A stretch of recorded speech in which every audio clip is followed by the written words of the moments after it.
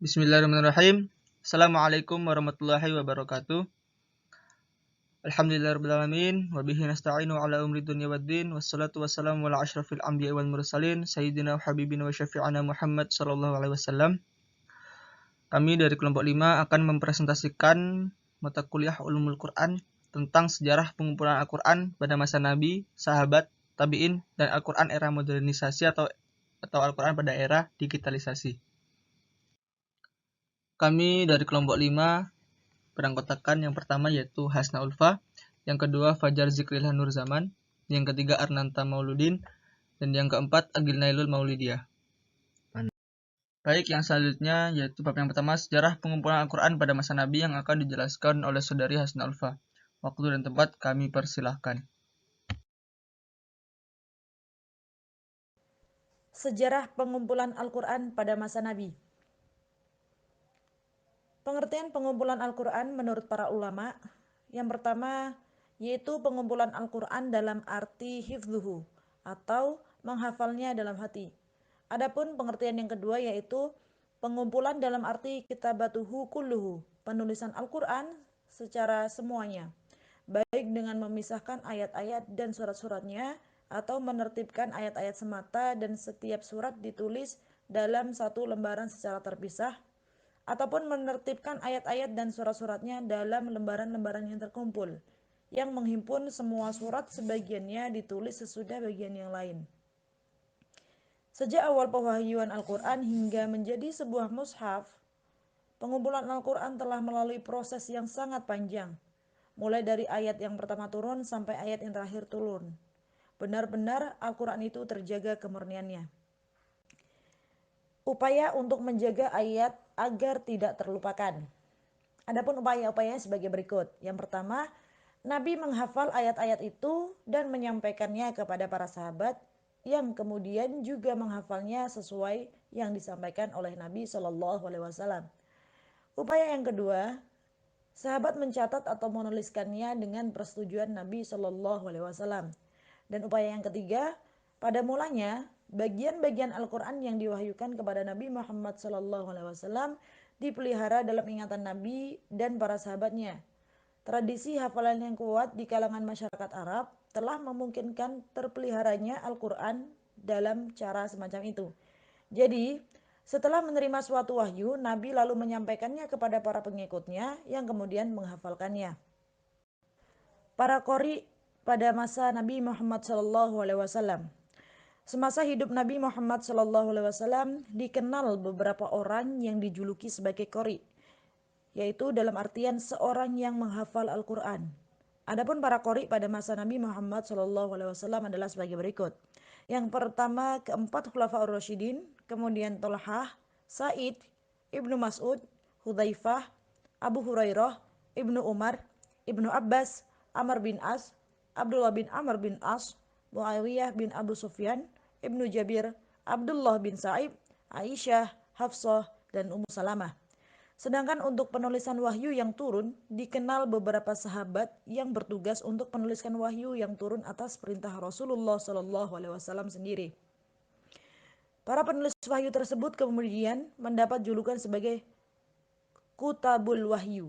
Adapun para penulis wahyu pada masa Nabi Muhammad SAW yaitu Khulafaur Rasyidin, Muawiyah, Zaid bin Sabit, Ubay bin Ka'ab, Khalid bin Walid, dan Sabit bin Qais. Media yang digunakan para sahabat dalam pengumpulan dan penulisan Al-Quran pada masa Nabi SAW.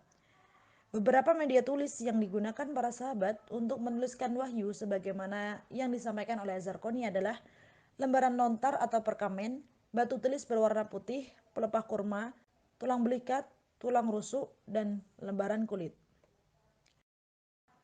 Oleh karenanya, Az-Zarqani memaparkan beberapa alasan lembaran Al-Quran masih tercecer dan belum disatukan.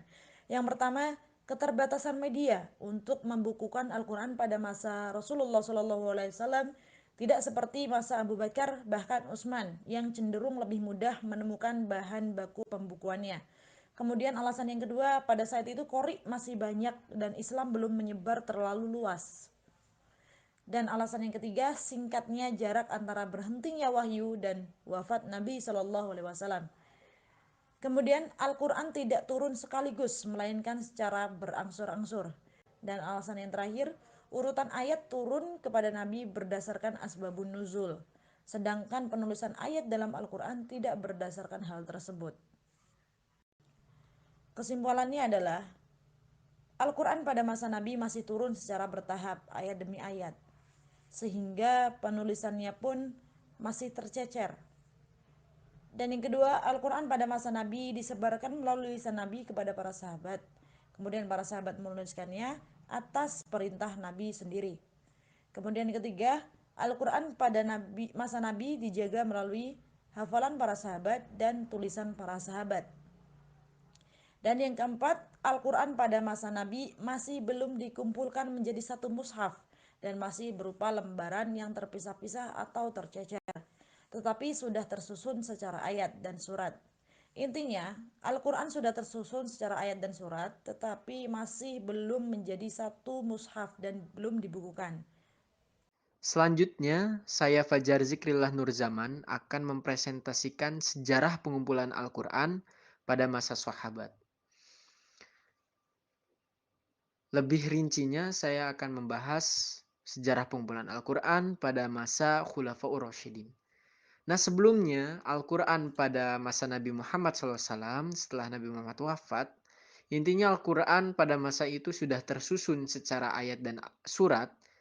Artinya sudah disusun secara tauqifi kan, ayatnya di mana, suratnya di mana. Tetapi masih terpencar-pencar, alias belum dikodifikasikan, belum disusun menjadi satu kesatuan mushaf. Nah, pada masa sahabat inilah akhirnya Al-Quran dikodifikasikan. Kita bahas dulu yang A, kodifikasi Al-Quran pada masa Abu Bakar. Setelah wafatnya Rasulullah SAW dan akhirnya kepemimpinan Islam ini diserahkan kepada Khulafaur Rasyidin, yaitu khalifah yang pertama Abu Bakar, maka terjadilah pengkodifikasian Al-Quran. Apa alasan, apa yang melatar belakangi Al-Quran dikodifikasikan atau dikumpulkan menjadi satu mushaf pada masa Abu Bakar? Yang melatar belakangi adalah Perang Yamamah yang terjadi pada 12 Hijriah. Nah, pada Perang Yamamah ini banyak ahlul Quran atau hamilul Quran, hafidhul Quran yang gugur pada perang tersebut. Ada riwayat yang menyebutkan sampai 500 orang, tetapi yang masyhur ini 70 orang. Nah, melihat banyaknya para hamilul Quran yang gugur dalam perang Yamamah, ini menimbulkan kekhawatiran, kerisauan dari seorang Umar bin Khattab. Umar bin Khattab risau kalau misalnya banyak hamilul Quran yang gugur, yang meninggal, takutnya Al-Quran ini tidak bisa dilestarikan keotentikannya. Artinya Al-Quran ini hilang takutnya di masa depan. Akhirnya Umar bin Khattab dengan kerisauannya pergi menghadap Abu Bakar dan menyampaikan kerisauannya, menyampaikan sarannya untuk mengkodifikasi Al-Quran. Nah, faktanya awalnya Abu Bakar ini sempat ragu untuk mengkodifikasi Al-Quran karena pengkodifikasian Al-Quran ini hal yang baru di masa sahabat, belum pernah dilakukan di masa Rasulullah SAW. Tapi pada akhirnya Abu Bakar yakin dan hilang keraguannya dan memutuskan untuk mengkodifikasi Al-Quran. Lalu bagaimana langkah Abu Bakar dalam mengkodifikasikan Al-Quran? Pertama, Abu Bakar memanggil Zaid bin Thabit dan memintanya untuk mengkodifikasi Al-Quran. Sama dengan Abu Bakar, Zaid bin Thabit awalnya sempat ragu untuk mengkodifikasi Al-Quran. Tapi pada akhirnya Zaid bin Thabit mau untuk mengkodifikasi Al-Quran. Lalu Zaid bin Thabit ini bersama tim alias dibantu oleh Ubay bin Ka'ab, Ali bin Abi Thalib, dan Utsman bin Affan mengkodifikasikan Al-Quran, mengumpulkan suhuf-suhuf yang tercecer dari pelepah kurma, dari batu, dikumpulkan menjadi satu kesatuan Mushaf Abu Bakar. Akhirnya mushaf yang telah suhuf-suhuf yang telah dikumpulkan menjadi satu mushaf Al-Quran itu dipegang oleh Abu Bakar dan disimpan olehnya sampai akhir hayatnya, kemudian diwariskan kepada khalifah selanjutnya yaitu Umar bin Khattab. pada masa Abu Bakar, Al-Quran masih belum disebarluaskan. Al-Quran sudah terkumpul menjadi satu, dari Al-Fatihah sampai An-Nas, tetapi Al-Quran belum disebarluaskan. Artinya para sahabat mempunyai Al-Quran versi mereka masing-masing, sesuai dengan kapasitas ilmu mereka, apa yang mereka pelajari dari gurunya masing-masing. Ini membuat para sahabat berbeda-beda dalam membaca Al-Quran. Lalu selanjutnya B, kodifikasi Al-Quran pada masa Umar bin Khattab. Pada masa Umar bin Khattab, pengkodifikasian Al-Quran ini belum ada kemajuan. Artinya, Al-Quran, Mushaf Al-Quran yang dari tangan Abu Bakar yang diserahkan kepada Umar bin Khattab ini, kemudian oleh Umar bin Khattab diserahkan kepada putrinya yang bernama Hafsah, yang merupakan juga istri Rasulullah Shallallahu Alaihi Wasallam. Lalu selanjutnya C, kodifikasi Al-Quran pada masa Utsman bin Affan. Oh iya, tadi intinya di masa Umar bin Khattab, mushafnya itu masih sama seperti mushaf yang ada pada masa Abu Bakar. Lalu selanjutnya ini C, kodifikasi Al-Quran pada masa Utsman. Nah, barulah pada masa Utsman ini pengkodifikasian Al-Quran berkembang lagi. Apa yang melatar belakangi pengkodifikasian Al-Quran pada masa Utsman? Jadi yang melatar belakangi adalah saat perang Armenia dan Azerbaijan dengan penduduk Irak.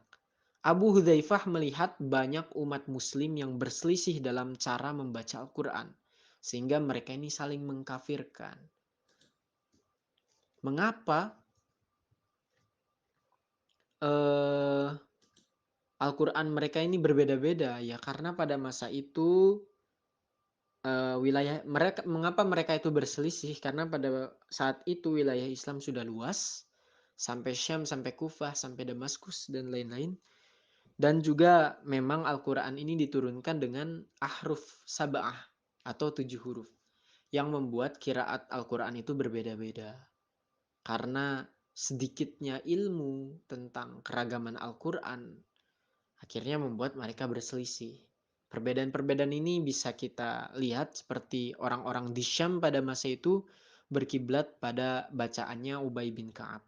Orang-orang Kufah berkiblat pada bacaannya Abdullah bin Mas'ud. Sebagian lain ada yang berkiblat pada Abu Musa al-Asy'ari dengan mushafnya Lubat al-Kutub. Ada juga orang-orang di Damaskus berkiblat pada bacaannya Ma'adat. Nah, bacaan-bacaan yang berbeda tersebut menyebabkan mereka saling berselisih, menganggap bacaannya lah yang paling benar gitu dibandingkan bacaan yang lainnya. Lalu akhirnya dengan kekhawatiran Abu Hudzaifah ini akhirnya pergi menghadap Utsman seperti yang dulu dilakukan Umar terhadap Abu Bakar. Abu Hudzaifah mendatangi Utsman menyampaikan kerisauannya dan akhirnya Utsman memiliki membulatkan keputusan untuk menyempurnakan kodifikasi Al-Quran yang dulu dilakukan Abu Bakar. Akhirnya Utsman bin Affan mengambil mushaf dari Hafsah dan membentuk panitia 4 atau panitia pengkodifikasian Al-Quran yang dipimpin oleh Zaid bin Thabit, dibantu Abdullah bin Zubair, Sa'id bin As, Abdurrahman bin Harith. Akhirnya mereka berempat ini menyempurnakan pengkodifikasian Al-Quran, membuat sistem penulisan Al-Quran yang mampu mencakup qiraat yang berbeda. Ini berkaitan dengan ahruf sab'ah tentunya. Lalu setelah jadilah mushaf yang dihasilkan oleh panitia 4 tersebut, dinamailah rasem atau mushaf tersebut dengan sebutan mushaf Utsmani atau rasem Utsmani. Lalu selanjutnya setelah itu Al-Quran selain rasem Utsmani, selain mushaf Utsmani dimusnahkan dengan cara dibakar dan hanya rasem Utsmanilah saja yang dipatenkan sampai sekarang. Setelah itu Al-Quran disalin menjadi 5 mushaf, digandakan menjadi 5 mushaf. Pendapat lain ada yang mengatakan 7 mushaf. Nah 5 mushaf ini disebar di Madinah, di Makkah, Suriah, Kufah, Basrah. Sedangkan pendapat yang mengatakan 7 mushaf, duanya itu disebarkan di Yaman, satu di Yaman dan satu di Bahrain. Nah, mengapa rasem selain Utsmani ini dimusnahkan? Ya, untuk menyelesaikan permasalahan agar umat Islam ini tidak berselisih karena Al-Quran yang berbeda-beda. Jadi hanya satu Al-Quran saja yang disetujui, yaitu Mushaf Utsmani, dan yang lainnya dianggap tidak memenuhi, yang lainnya dimusnahkan atau dibakar. Ciri-ciri Mushaf Utsmani. Slide selanjutnya ini. Pertama, riwayatnya mutawatir.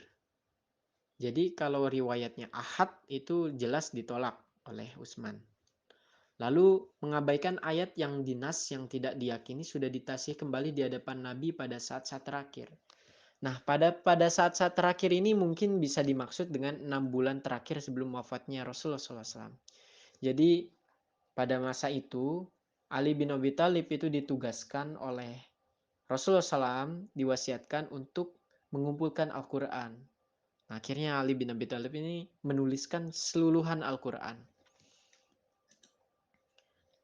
Merampungkan Al-Quran dalam 3 hari, ada riwayat yang menyebutkan seperti itu.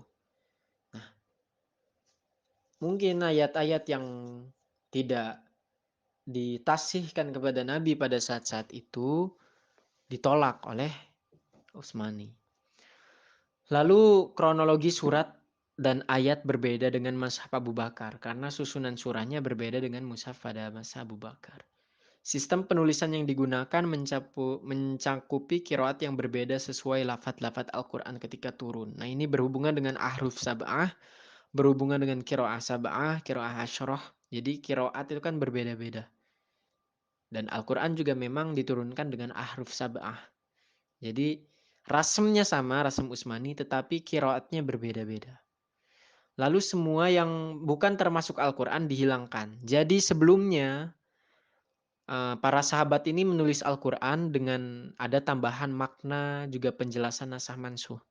Nah, kemudian makna dan penjelasan nasah mansuh ini dihilangkan dan hanya menyisakan murni Al-Quran saja. Lalu juga sistematika penulisan per halaman Al-Quran Mushaf Utsmani ini terdiri dari 18 baris atau 15 haris. Halaman yang kedua dan yang ketiga hanya 6 baris. Terdapat ain, terus masing-masing halaman ayatnya utuh, kecuali halaman 484. Setiap surat terdapat kop surat, yaitu basmalah, kecuali surat At-Taubah. Karena surat At-Taubah ini masih bingung, apakah satu surat dengan surat sebelumnya ataukah berbeda surat.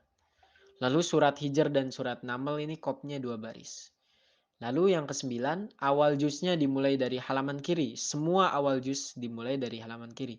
Dan beberapa hurufnya dicetak tebal kecuali juz 1 yang sebelah kanan. Awal juznya dimulainya. Dan tebalnya pada Al-Fatihah dan ayat Al-Baqarah. 4 ayat. Lalu selanjutnya kodifikasi Al-Quran pada masa Ali bin Abi Thalib. Nah, tentang Ali bin Abi Thalib dan Al-Quran, Ali bin Abi Thalib adalah orang yang paling tahu tentang Al-Quran. Mengapa? Karena beliau itu menghimpun Al-Quran di rumah Nabi dalam satu mushaf berdasarkan turunnya ayat. 6 bulan sebelum wafat Nabi, sahabat Ali ini telah merampungkan Al-Quran. Jadi telah menuliskan Al-Quran. Ya cuma susunannya masih belum seperti Mushaf Utsmani, belum seperti Mushaf Abu Bakar. Terus Ali menyusun Al-Quran berdasarkan wasiat Nabi, kronologi dan tempat diturunkannya. Nah, Al-Quran rasam Utsmani pada masa Ali bin Abi Thalib. Jadi kodifikasi Al-Quran pada masa Ali bin Abi Thalib ini berkembang lagi. Jadi Mushaf Utsmani pada masa Ali bin Abi Thalib ditambahkan olehnya harokat dan tanda titik sebagai akhir ayat. Mengapa? Karena ternyata para sahabat ini banyak yang masih salah harokatnya dan juga banyak yang masih salah ayatnya gitu. Akhirnya lah dikasih tanda titik atau tanda akhir ayat. Nah, kesimpulan Al-Quran pada masa Nabi ini terpisah-pisah, dikumpulkan jadi satu mushaf pada masa Abu Bakar. Mengapa dilatar belakangi? Karena kekhawatiran dan ide dari Umar bin Khattab, karena banyaknya ahlul Quran yang gugur. Lalu yang kedua, setelah Abu Bakar wafat, mushaf tersebut diserahkan kepada Umar bin Khattab. Setelah Umar bin Khattab, selanjutnya Umar bin Khattab langsung menyerahkannya kepada Hafsah. Lalu Hafsah menyerahkan kepada Utsman bin Affan ketika Al-Quran tersebut akan dikodifikasikan. Lalu pada masa Utsman muncul masalah, yaitu umat Islam saling berselisih karena perbedaan cara membaca Al-Quran. Ini adalah laporan dari Abu Hudzaifah. Akhirnya Utsman meminta Al-Quran yang ada pada tangan Hafsah, lalu membentuk panitia 4 dan mengkodifikasi Al-Quran dengan susunan yang lebih sistematis seperti yang sudah dijelaskan sebelumnya. Menetapkan mushaf Utsmani dan membakar mushaf selain mushaf Utsmani. Dan menyalin mushaf Utsmani menjadi 5, pendapat lain ada yang mengatakan 7, lalu menyebarkannya di wilayah-wilayah Islam. Lalu yang ketujuh, pada masa Ali bin Abi Thalib, mushaf Utsmani disempurnakan dengan memberi tanda titik dan harokat, yaitu tanda akhir ayat. Nah, beginilah pengkodifikasian atau pengumpulan Al-Quran pada masa sahabat, yang sebelumnya Al-Quran belum dikodifikasikan, lalu selanjutnya dikodifikasikan menjadi satu mushaf, lalu dikembangkan, lalu mushaf-mushaf selain itu dihapuskan, lalu mushaf kemudian disebarluaskan, mushaf Utsmani kan, lalu akhirnya diberi tanda titik dan tanda harokat oleh Ali bin Abi Thalib. Begitulah sejarah pengumpulan Al-Quran pada masa tabi'in. Terima kasih. Bismillahirrahmanirrahim. Yang selanjutnya yaitu sejarah pengumpulan Al-Quran pada masa tabi'in. Peranan tabi'in dalam penafsiran Al-Quran. Para sahabat senantiasa melanjutkan usaha mereka dalam menyampaikan makna-makna Al-Quran dan penafsiran ayat-ayat yang berbeda di antara mereka sesuai dengan kemampuan mereka yang berbeda-beda dalam memahami dan karena adanya perbedaan lama dan tidaknya mereka hidup bersama Rasulullah SAW. Hal demikian diteruskan oleh murid-murid mereka, yaitu para tabi'in. Mengenai para tabi'in, di antara mereka ada satu kelompok terkenal yang mengambil ilmu ini dari para sahabat di samping mereka sendiri bersungguh-sungguh atau melakukan ijtihad dalam menafsirkan ayat. Yang terkenal di antara mereka masing-masing sebagai berikut. Yang pertama, yaitu murid Ibnu Abbas di Mekah, yang terkenal ialah Sa'id bin Jubair Mujahid, Ikrimah bekas Sahaya, atau Maula Ibnu Abbas, Taus bin Kisan al-Yamani, dan Atha bin Abu Rabah. Dan yang kedua, murid Ubay bin Ka'ab di Madinah, Zaid bin Aslam, Abdul Aliyah, dan Muhammad bin Ka'ab al-Qurazi. Dan yang ketiga, Abdullah bin Mas'ud di Irak yang terkenal, Al-Qamah bin Qais, Masruq al-Aswaq bin Yazid, Amir Asy-Sya'bi, Hasan al-Basri, dan Qatadah bin Di'amah as-Sadusi. Yang selanjutnya yaitu masa pembukuan atau tadwin. Perkembangan selanjutnya dalam ulumul Quran adalah masa pembukuan ulumul Quran yang juga melewati beberapa fase sebagai berikut. Pembukuan tafsir Al-Quran menurut riwayat dari hadis, sahabat, dan tabi'in. Pada abad kedua Hijriyah tiba masa tadwin atau masa pembukuan, yang dimulai dengan pembukuan hadis beserta segala babnya yang bermacam-macam, dan itu juga menyangkut hal yang berhubungan dengan tafsir. Maka sebagian ulama membukukan tafsir Quran yang diriwayatkan oleh Rasulullah SAW dari para sahabat atau dari para tabi'in. Di antara mereka yang terkenal adalah yang pertama Yazid bin Harun as-Sulami, yang kedua Syu'bah bin Hajjaj, dan yang ketiga Waqi' bin Jarrah, dan yang keempat Sufyan bin Uyainah, dan yang kelima Abu Razak bin Hammam. Mereka adalah para ahli hadis, sedang tafsir yang mereka susun merupakan salah satu bagiannya. Namun tafsir mereka terus tidak ada yang sampai ke tangan kita. Selanjutnya, Al-Quran di era digitalisasi. Seiring berjalannya waktu hingga saat ini, berbagai inovasi teknologi telah memberikan dampak bagi berlangsungnya tatanan kehidupan manusia. Perkembangan teknologi digital memungkinkan segala hal dapat diakses melalui media digital. Berbagai informasi maupun aplikasi penunjang dapat diunduh melalui ruang-ruang digital. Hal ini juga berimbas pada munculnya beragam aplikasi Al-Quran dan terjemahan yang mampu memberikan pengalaman beragama yang berbeda. Muhammad Sahal Sobirin dalam karyanya Digital Quran and its Translation menamai berbagai aplikasi Al-Quran dan terjemahan ini sebagai mushaf jenis baru.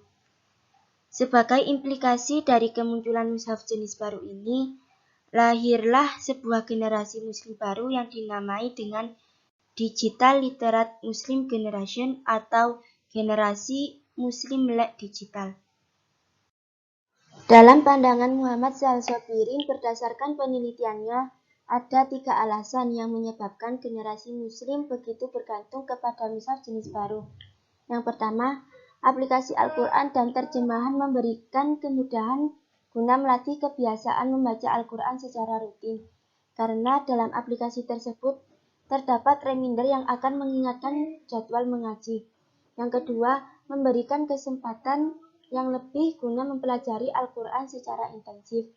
Dan yang ketiga, karena mereka hidup di era digital, maka menjadi sebuah tuntutan bahwa Al-Quran juga harus hadir dalam bentuk digital.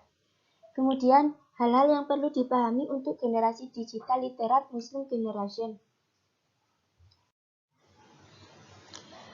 Dalam pemaparan Muhammad Syahal, perkembangan generasi Muslim melek digital ini merupakan sebuah fenomena yang terjadi sebagai implikasi dari perkembangan zaman.